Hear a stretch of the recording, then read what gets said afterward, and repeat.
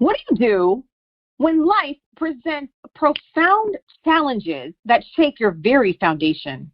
On this episode, I have the honor of speaking with Dave Collier, a devoted father who faced 2 decades in a controlling and abusive marriage.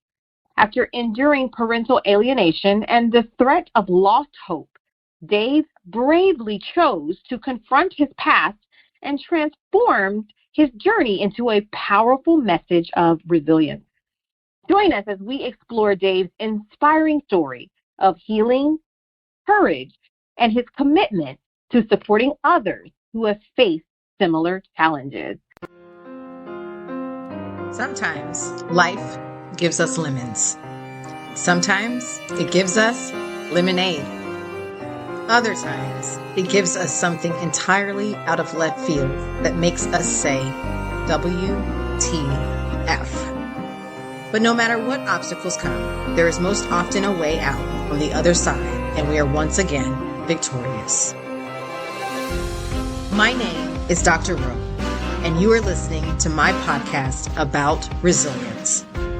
Every guest shares a tragedy to triumph story to give listeners like you the inspiration to push through every single day. Listen now as my next guest shares how they were life-jacked. Hi, Dave. Welcome. Thank you so much for being a guest on my show. How are you? I'm good. How are you? It's my pleasure to be here. That's fantastic. Now, Dave, to start, can you take us back to the moment you realized that you needed a change in your situation? And when I say change, you had to make a difficult decision to leave your marriage. Yes. I'd been married for 19 years. I think we dated 3 years before that.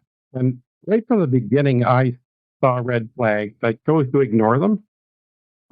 Being an empath, I felt sympathy for the background that my ex-partner had gone through. There was the family relationships from what she came through. And so the abuse grew and grew to the point where I noticed what I learned was reactive abuse. He would say and do things to try and get a reaction out of me, and she enjoyed it. I saw the smirk after she would do it. What was the straw that broke the camel's back? How prevalent it was in front of the kids that she was trying to get a reaction from me. It was not the type of family I grew up in that could do that. I wanted to give my kids the safe, loving household that I had. And I was not prepared for what I was going through. I understand that. And so you said, you are an empath. And so how does that relate to your marriage and the relationship you were in with your ex-spouse? Oh, I felt sorry for what she had told me and what I saw. The relationship, the whole dynamic. I thought, okay, we'll go to counseling. You'll want to take responsibility for what has gone on in her background. The lies and the manipulation, the abuses that I was seeing, we could work on that. And it only grew worse. He actually said to me one day at the elevator, I was coming out of the house, I swore I wasn't going to talk about myself today. Really, you're not interested in working on this at all then. And I tell people now some of the things that went on and my recollection of all the things and kind of gauging them is not the greatest. So I mentioned some things he's done and it's like, wow, like how could she do that? And I'm thinking, okay, what about this? You have no idea how bad it was. I saw my parents in such adoring, loving relationship from the time I was born to the time they died as elderly people. And I was not prepared for any of this. And oddly enough, I was working with sexually abused kids when I met this person that was now my ex-wife. It's interesting. I read a book once, And in this book, the author talked about a lot of times when we're searching for partners, we have some childhood experiences that we've packed away, and we end up looking for the opposite, right? That we were looking for in our childhood, we look for them in our potential partner. Do you think there's any truth to that? I'm not sure. I was in a very vulnerable position because I was adopted and didn't know anything about my birth parents until shortly before I met my birth family, and didn't say who I was. I actually got to meet them and see who they were. And so I was vulnerable that way. And oddly enough, I come to find out now that narcissists, if that's what he would be diagnosed with, very adept at watching people, learning what they're like, what they like, what they don't like, and trying to mold themselves into that person so that they can win somebody over. And I've heard that narcissists like empaths because we're willing to give people many chances. And that's exactly what I did. That's interesting because it seems like it's the truth that narcissists always find empaths, because I guess it's because empaths are, I guess for lack of better terms, are full of other people, and then the narcissists are full of themselves. Yes, exactly. Yes. And being a healer, I think I draw those people to me, which actually helps me a lot in my work as an educational assistant in the schools, because I can almost see the light bulb over the person that needs somebody to listen to them, to see them. Right. Yeah. So anyway. One things that you mentioned was that, you had found your birth parents and you were in a vulnerable state. And then, like you said, you're also an empath, and which, allows you to be vulnerable and comfortable with being vulnerable, which is awesome, because, most times you hear, men are like, oh, no, I can't show my emotions, and I can't, show my feelings, and I can't feel for other people. And, so it's really awesome that you're in tune with your feelings and you have the emotional intelligence. But it's also sad that, like you said, you find people who prey, Prey, right, upon people, because I guess it's an energy that you were emitting, right? Because you're being vulnerable. You're in a space that you found your birth parents and your family, and it's like this is supposed to be a happy moment for you, a moment of enlightening, and that someone would enter into your life and really damage that. And it seems like that seems to be the pattern for abusers. Like they find people and it's like they latch onto them and suck their joy, because they find these people, right? They find you. And I mean, I've been in the same situation. It's like we have joy, but it's almost like, I guess they don't have joy. And so since you are having joy, they're like, oh, no, well, I want some of that. So they just kind of come over and kind of like a vampire, right? Yeah, exactly. And, I've never believed in evil per se as a person. Somebody's evil. But the more I learn about some personalities, I'm kind of starting to lean towards good and bad, evil. No, I can definitely agree with you in that. I feel like just as people can be blessed, I do feel like people can be cursed. I do. Yes. Yes. Now, you've bravely spoken about the impact of parental alienation during your healing process. So it's like not only is the person that you were involved with, wanting to steal your joy and, robbing you of your happy moments, but now robbing you or using the children against you. So how did you cope during that incredibly challenging time? That was tough because being involved dad just seemed to come naturally to me. And I was a stay-at-home dad for quite a while. So I spent a lot of time with the kids. And I thought I was shielding the kids from the abuse, that they wouldn't see it, which I know now is not the truth, because I told my youngest that I went to a conference on partner violence. And my youngest said, well, you would know a lot about that. It broke my heart because Wow. Yeah, I thought I kept it from them. Uh, and I tried to keep the kids as much as I could uninvolved in what was going on in the separation. And one of my major points in leaving, the reason why I left the marriage was to keep the kids from being put in the middle of this. And I realized afterwards it only got worse after I left. They were being used as pawns, as ammunition against me. When I heard words, I went to my oldest counseling session. They were coming to distance themselves from me, and I said, well, why don't I go to the counseling session with you? And the words coming out of their mouth was what their mother would say. It's not anything they would say.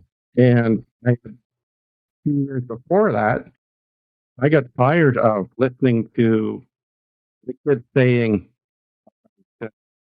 what their impressions of what was going on. And so I finally myself. And my oldest said, well, thanks for telling me. It all makes sense now.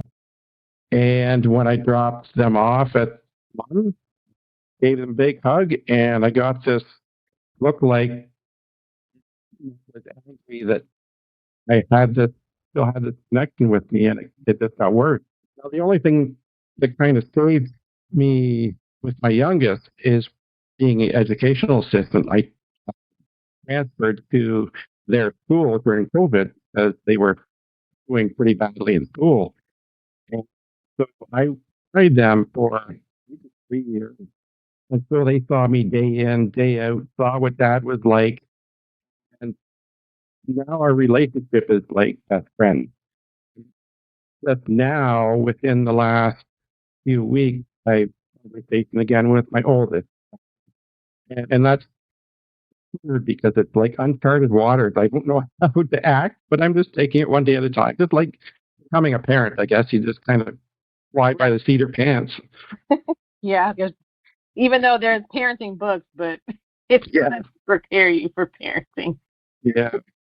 Well, it's interesting that you thought that you were protecting the kids by not exposing them to what was going on, to the abuse, but it turns out they knew anyway. And I find such a commonality in your story with mine because I did the same thing.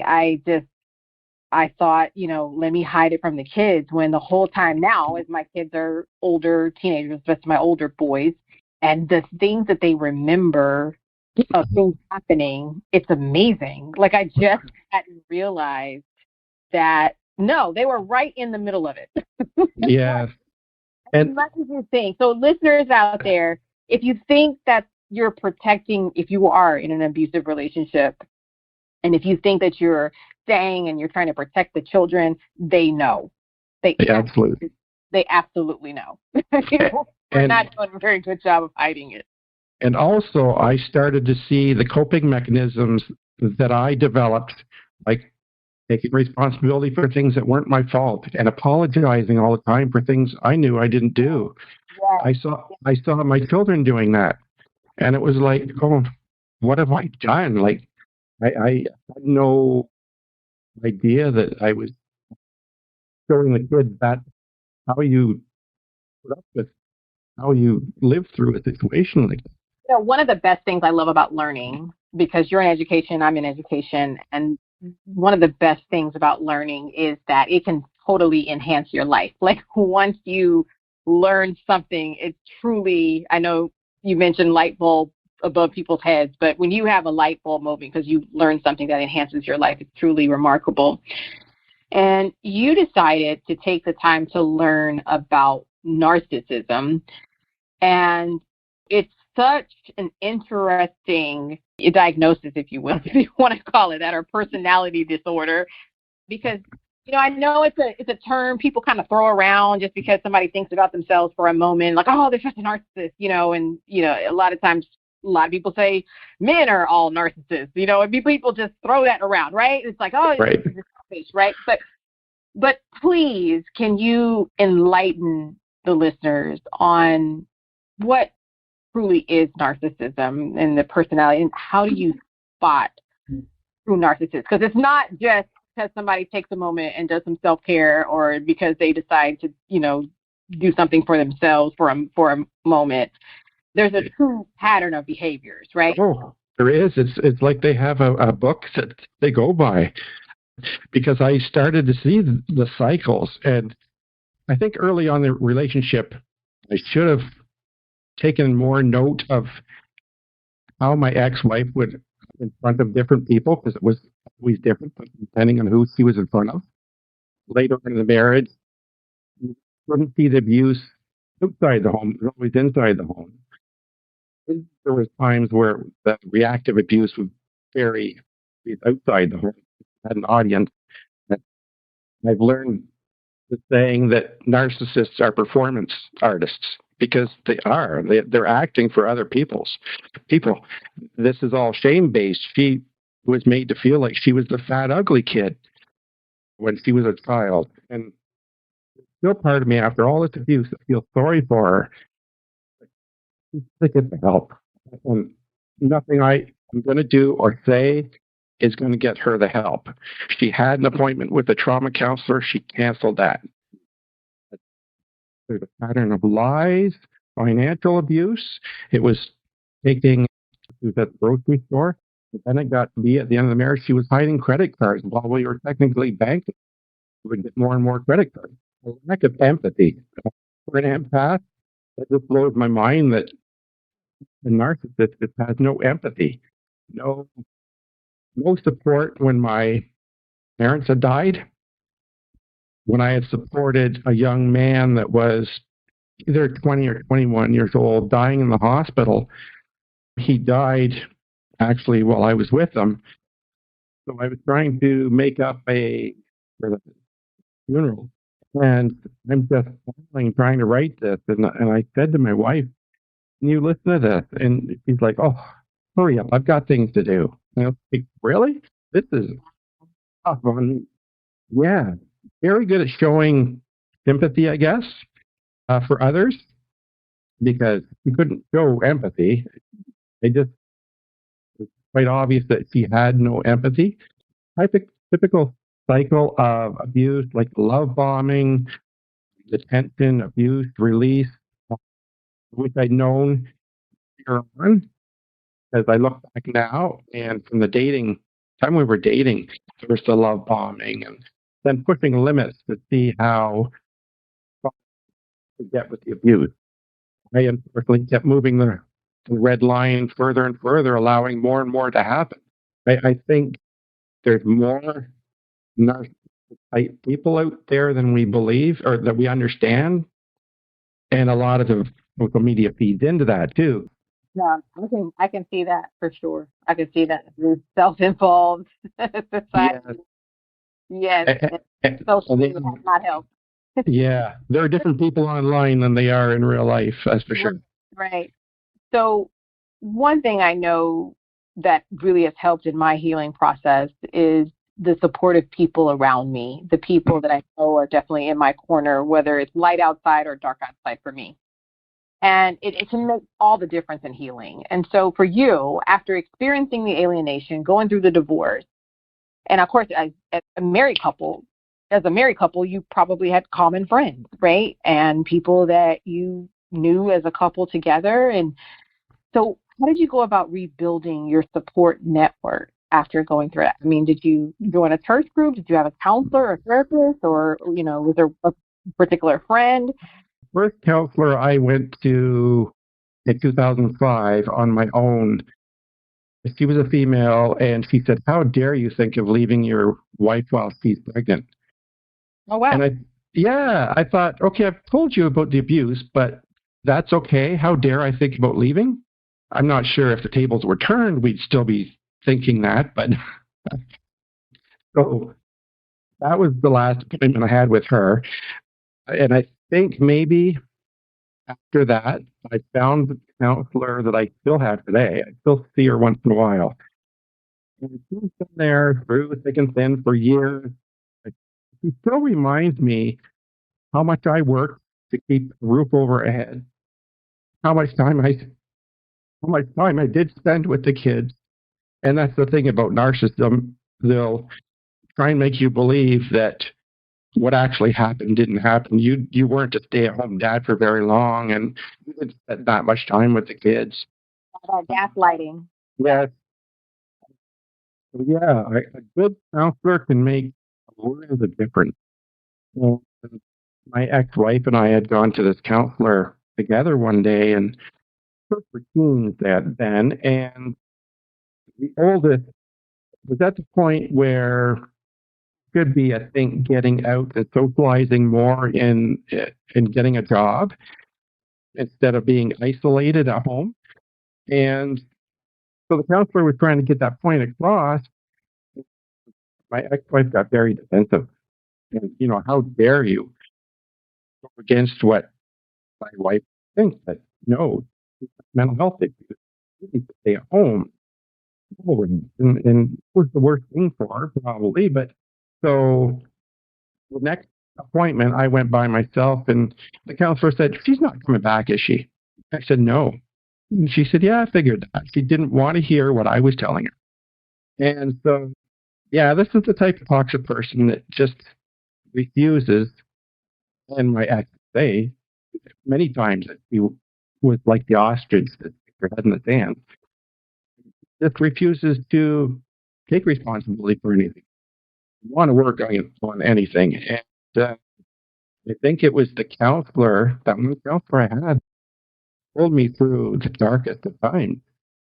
And she's always been good at trying to get me out of this negative cycle of thinking. I grew up around that with a mother that was a little negative, and so I'm always going back about the negatives, and she's trying to get me to think more positively.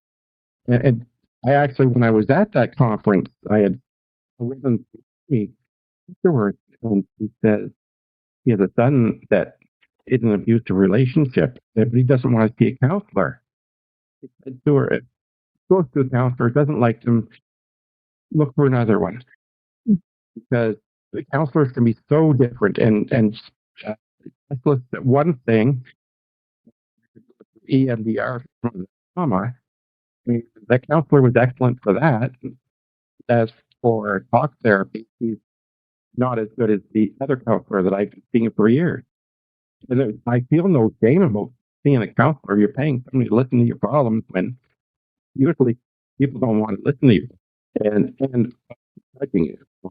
Now, through your experiences, you've discovered the importance of self-compassion, which I know is very difficult because when you've gone through any type of abuse, it's hard to not blame yourself. It's hard to not think, okay, well, if I wouldn't have done this, or if I would have done more of this, then perhaps that wouldn't have happened. So what helped you to give yourself grace, and what does that look like, though? Because it's easy to tell people, well, you got to give yourself grace, and you got to give self-compassion. You got to speak positively. You can say all that, but in practice, like, what does that really look like? I think one of the things that really put me in that mindset of not worrying about what others think is that my ex had left Facebook Messenger, emails and stuff on my tablet. So I took my tablet when I moved, and then I realized there's all these messages to other people that my wife had written. And so I understood about all the lies he was telling and the pictures he was portraying didn't have anything to do with me. So these people that think they know me and what happened in my marriage, they haven't a clue. So I think breaking it down, since I was isolated from friends and family, my parents had passed away when I had left. I was alone, so I had to build myself by myself, help the counselor. So I went through a depression, and I realized that I'm not going to make myself feel guilty for sleeping a day away, taking a shower on the weekend. Even like some days, even just having a shower was a bonus for me, and that I felt that was an accomplishment. So I started with little things. Saying no, I had to learn to set boundaries and take care of my own mental health because that was the most important. And The morning after I tried to take my life, I woke up thinking, how dare I take my life, take my kid's father away from them, guys, and I had to be there for the kids. I had to be a healthy dad for their kids. And so I was all in on that. I was fighting. Oh my goodness. In my marriage, there was fighting all the time, and I didn't want that. And actually, first night that I moved into my own place, I remember locking the door to the apartment and lying in bed thinking, felt safe. And then I realized how much damage was done. And I'm feeling safe because I never thought of that. I was always in fight or flight mode in that marriage. But I finally felt safe with the door closed. That's only temporary. I feel like I've been through the worst of toxic relationships that you can be through, and I survived that. And when I get down someday with two or three things, like I saw the pattern a year ago that my ex is going to drag out the divorce this end. Sure enough, that's exactly what's happening. And I think I just want to get rid of all this. I want to live in peace. And then I think, life is pretty good. I'm not in that toxic relationship anymore. And that I have to look at the positive.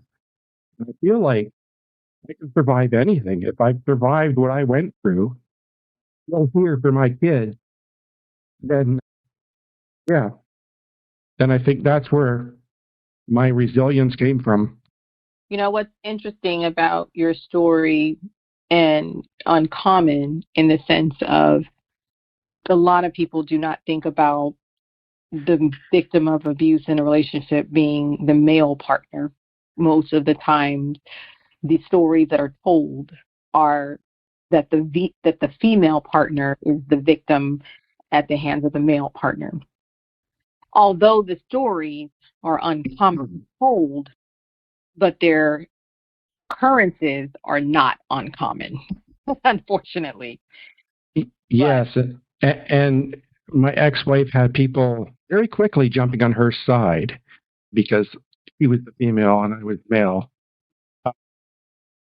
Tried to watch the Amber Heard Johnny Depp trial, and I could only watch it in bits and pieces because it was triggering me. Yeah. Because I knew those looks from Amber Heard, the smirk, and the overacting. Yeah. I went through that. So I was hoping there was going to be more talk, males being survivors of that. Yeah. That's what I'm hoping to, because I feel like also if I had passed away October 27th, 2019, this story would have died with me. And if I don't speak out, my was all for naught. So for the listeners who are the male partner going through abuse or in some type of similar situation, what advice would you like to give them as they are struggling to find a way out? You're going to run up against people that already have judged you because you're a male. I know the court system is. I decided not to fight with the court for the kids. I had a lawyer say to me that I had enough evidence to go for full custody, and I said, I just want 50-50. And she looked at me like I had two heads. I said, I'm tired of fighting. Hear constantly from men about the thousands and thousands of dollars. And then I think, is it worth it? I hugged my oldest alienated me for a while. I can't imagine for years longer.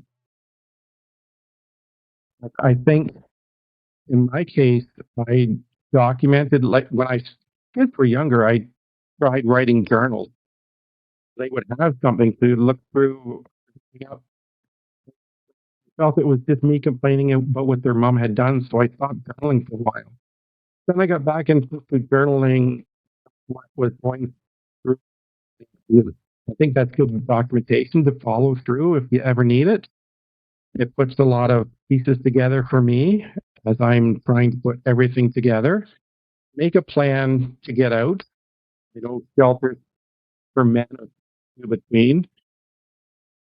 for myself, I found an apartment. I struggled that first year. I lost 30 pounds in the summer because I couldn't afford to eat. But even if you could find a trusted friend to stay with, a relative, and keep your cards close to your chest, what you're going to do, because somebody that's toxic, like a narcissist, will try and put into your plan. So if you're making plans, try and keep them to yourself. Gather as much info from as many sources as you can, like go to count. In my case, I got some bad advice about what to do about inheritance, and it just went to joint debt. And listen to your intuition. If you think the person is not going to change, they're probably not going to change. You need to get out. And my ex was never physical with me, but after I left and I went to visit the kids, he was angry with me, and she made a fist and leaned towards me. And it might have been the kids being in the other room that I would have had evidence of abuse. And narcissism is so hard to prove because it's all under the radar. And like we were saying, a counselor, a good counselor that you connect with is invaluable. Now, one thing I want to share with the listeners is, although Dave went through a storm, but you now are experiencing a rainbow after your storm, and that you have now met your soulmate after your healing period. And yes, you have attributed that relationship to helping you build your resilience and overall sense of self-worth. So what does love mean to you now? I guess it means respect and kindness, intimacy, and trust is a big thing. Oh my goodness, I can't stress enough trust. If you don't trust somebody, then there's nothing to build on there. And my parents, people commented, my parents, they still look like they loved each other after all those years. And part of it was the way they looked at each other with adoration. And I feel that with my partner. And I have that trust in her, and she can't fathom what I've been through, but she's still supportive. And she is the same person in front of her family, in front of her friends, in front of me. And it's that peace that I grew up with, a peaceful environment. There's no yelling, there's no screaming, there's no fighting. At our coffee, we can be a little grumpy, but that's about the extent of it. When we first met, it wasn't like fireworks or anything. It was just comfortable. Like an old friend. You're meeting an old friend for the first time. It was just comfortable. And it was at the time I was so used to these quick where you meet somebody and he's saying bye after lunch or whatever. And parted ways with her after lunch, and then I guess she thought, is that it? Well, he's just taken off. And I remember driving home thinking, I feel like turning around and spending some more time with this. And yeah, and it came at the time where I was just comfortable with being single. I was still walking around with clenched teeth because of being in that fight or flight, but she's helped me to unclench those teeth, and I can be myself again. I can relax, and like I'm not going to be judged. I'm going to be supported. Well, I love that for you, Dave, and I'm truly happy for you, and I'm glad that you are experiencing what love is truly supposed to feel like. And for anyone out there that is experiencing abuse at this moment, that's not love. And we all deserve to feel love, true love. And love, as they say, love is patient, love is kind. That's first, love is patient, love is kind. And that is true. True love really is that way. And I'd like to add that the night that I told my ex that I wanted a separation, I had left half an hour earlier from work, and I heard my mom's voice, who had passed away at that time. She said, "You deserve to be happy." And I think that's what it's all about. You're not happy, then see what you can do to change the situation. No, that's true. And the scripture I was sharing before is 1 Corinthians 13:4. But I mean, it is true. It is patient. It is kind. It's not jealous. It doesn't brag. It's not arrogant. And it doesn't act rude.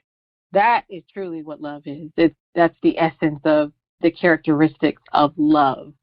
And that's not in just intimate relationships. That's in family relationships, work relationships, any relationships that you have, to be honest. I mean, that is how the relationship should feel. And so it's hard to believe now that, Dave, that the conversation has come to an end. Thank you so much for sharing your story and being vulnerable on the show and talking about an experience that is most commonly not spoken about, like you said, because there's a lot of shame and judgment that people have because it is not commonly talked about. But again, as I stated before, just because it's not commonly talked about doesn't make it an uncommon situation. So I have to ask you, in your opinion, before we close out, in your opinion, what is the best way to build resilience?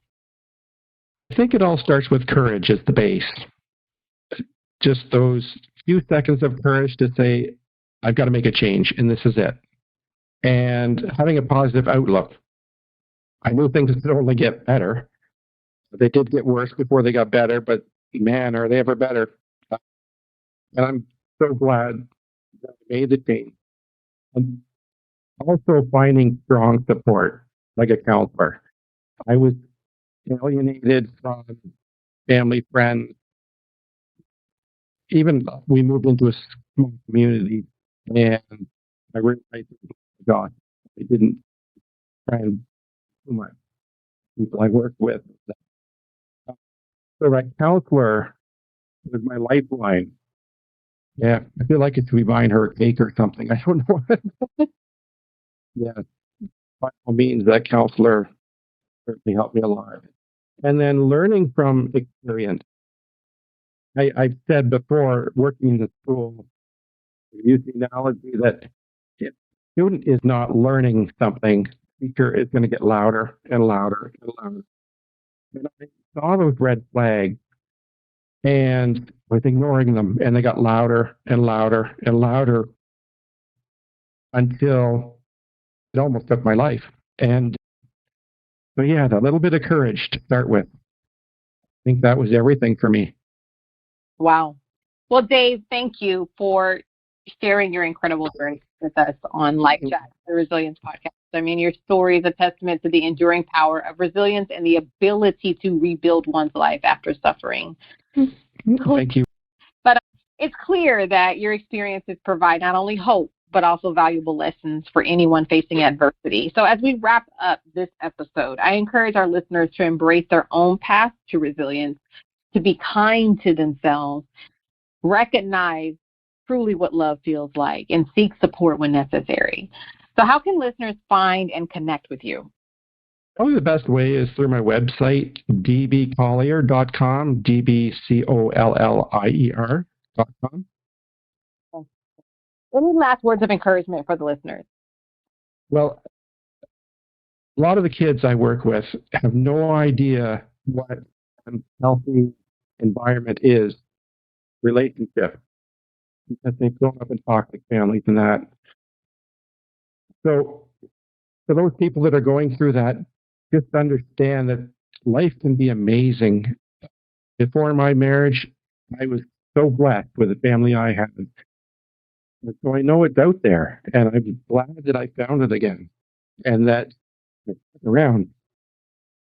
Well, we're definitely glad that you stuck around as well. Dave, thank you again. I hope your story encourages others to recognize that our past does not define our future. It's the courage we find within ourselves that truly shapes our destinies. I want to wish you and your family nothing but blessings and abundance. Please take care. Thanks, Dr. Rowe. Dave Collier, everyone. Be sure to join me next time for more uplifting stories and insights on resilience. Until then, keep pushing forward, embrace the journey, And remember, every setback can lead to a greater comeback. Dr. Rowe, signing off.